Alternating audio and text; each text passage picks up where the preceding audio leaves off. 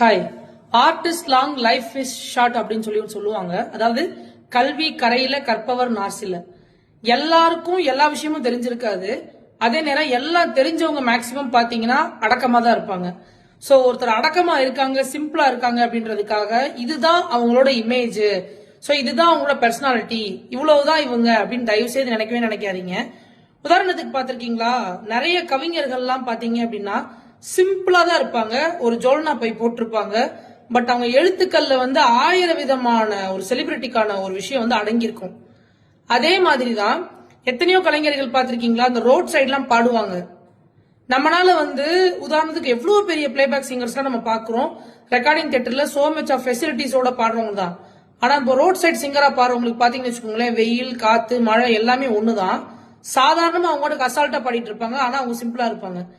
So maximum எப்பயுமே சிம்பிளா இருக்கிறவங்க நம்மளோட ரொம்ப கம்மி அப்படின்ற தாட்ல தயவு செய்து யாருமே நினைக்காதீங்க. அவங்கள்ட்ட தான் விஷயம் ரொம்ப ரொம்ப அதிகமா இருக்கும்.